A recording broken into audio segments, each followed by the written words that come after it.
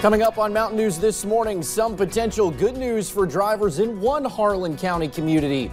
And we take a look at the state of some southern West Virginia roads just ahead of a major transportation announcement from Governor Jim Justice. Plus, officials are trying to figure out what led to a deadly crash in Ohio that left part of a plane inside a home.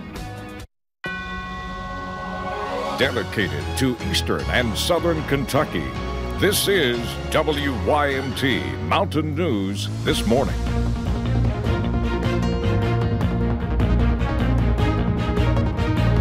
Good morning, I'm Will Puckett. It is 4:59 on Wednesday, March the 13th. Thank you for tuning in to Mountain News this morning. Well, yesterday was another picture-perfect day once the sun rose. So, Brandon, are we going to see another day like Monday and Tuesday on this Wednesday?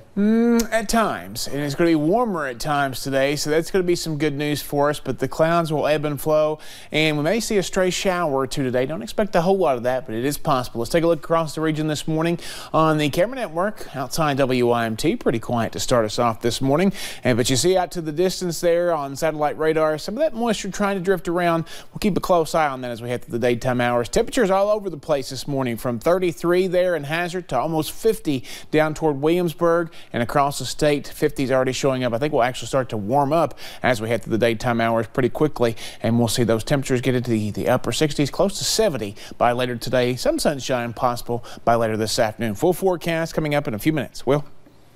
All right, Brandon, we'll be back with you. Well, leading our news this morning, it is a story that we have been tracking for more than a month. Officials have released new information about when a Harlan County highway that is down to one lane following a mudslide might completely reopen. WYMT's Connor James has an update on the situation that has led to headaches for hundreds of people.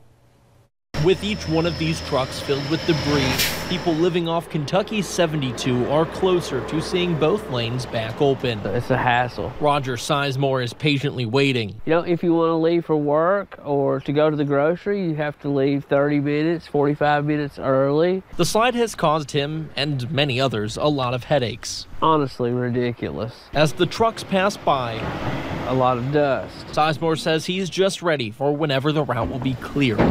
Thankfully, that hopefully won't be long. The Kentucky Transportation Cabinet's 11th District posted to Facebook that hopefully by the end of next week, they'll have the slide cleaned up. They added, though, weather could impact that. So in the meantime, people here just hope things go as planned. As of now, we are trapped in. There's one way in, one way out. And it doesn't get worse. And it's down to one lane.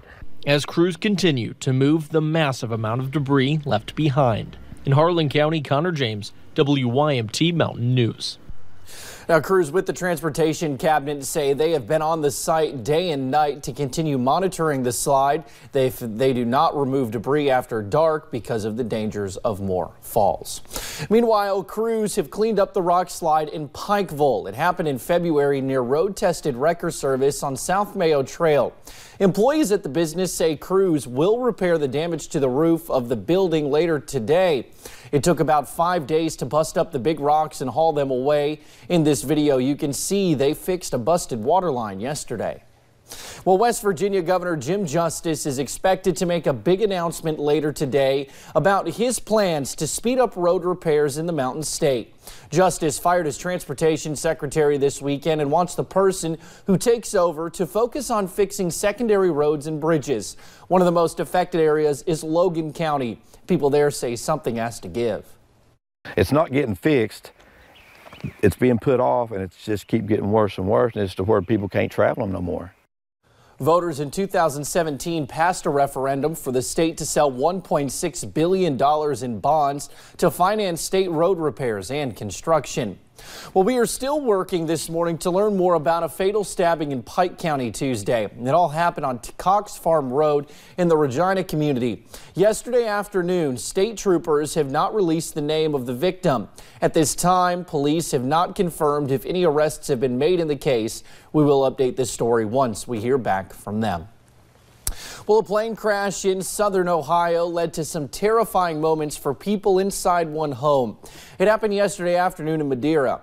A small plane crashed into a house, killing the pilot. The people who lived in the home were not hurt. The family's 2 dogs were rescued from the house and are okay as well. Authorities did not find any passengers on the plane, but they are still investigating. Well, the Mississippi Highway Patrol is investigating after a woman was killed in a crash with a police cruiser Monday night. Police say 32-year-old Erica Hughes' car was hit head-on by a Sardis police officer who was in a high-speed chase with a motorcyclist. The officer involved is hospitalized and is in critical condition. At last check, the person who was being chased on the motorcycle has not been caught. Well, in other news this morning, many volunteer fire departments across the mountains are struggling to find volunteers. Letcher County is no exception. The fire chief of Kings Creek Volunteer Fire Department says the number of people they have continues to dwindle and that most of their volunteers work at several of the stations in the county. The first word is dedicated. You've got to be dedicated. You've got to be able to say, instead of going to the ball game tonight, we're going to the fire station. Instead of going to do this, we got to go to the fire station. Meade says if anyone is interested in joining their team, you can give him a call at the Kings Creek Fire Station. Well, thank you for getting your day started with us right here on Mountain News this morning. Coming up, a possible tornado is caught on camera in New Mexico. We will show you more of the amazing video.